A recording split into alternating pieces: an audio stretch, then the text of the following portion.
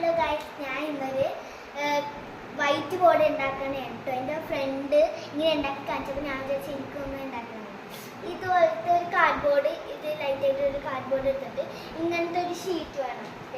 ഈ ടിഷ്യൂ കാണുന്ന പോലെ ഒരു ഇതുപോലത്തെ ഷീറ്റ് വേണം. എന്നിട്ട് അതിങ്ങനെ മൊത്തം ഒട്ടിച്ചു കൊടുത്തിട്ട് വല്ല മാർക്കർ സ്കെച്ച് വെച്ചിട്ട് വല്ലതും വരച്ചാൽ അത് മൊത്തം ആയിട്ടുണ്ട് കേട്ടോ. അപ്പോൾ നമുക്ക് മൊത്തം ഒരു വൈറ്റ് ബോർഡായിട്ട് കിട്ടും.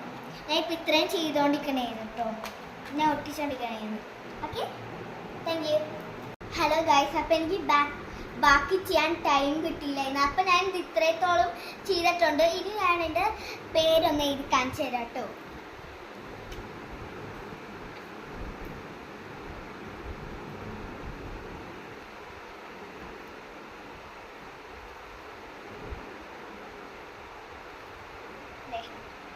ഇത്തിരി തെളിയാണല്ലേ ഉള്ളൂ കേട്ടോ.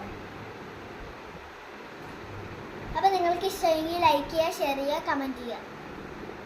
അയ്യോ, ഞാൻ മായ്ച്ച് കാണിച്ചില്ലായിരുന്നു. ഇനി നമുക്കൊന്ന് മായ്ച്ച് നോക്കാം കേട്ടോ. നല്ലോണം മായാണ്.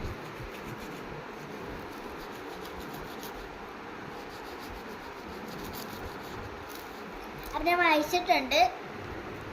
ഇപ്പം എല്ലാം മായ്ന്ന് പോയിട്ടുണ്ട്. നിങ്ങൾക്കിത് ഇഷ്ടമായെങ്കിൽ ലൈക്ക് ചെയ്യുക, ഷെയർ ചെയ്യുക, സബ്സ്ക്രൈബ് ചെയ്യുക. ഇതാണ് എൻ്റെ വൈറ്റ് ബോർഡ് കേട്ടോ.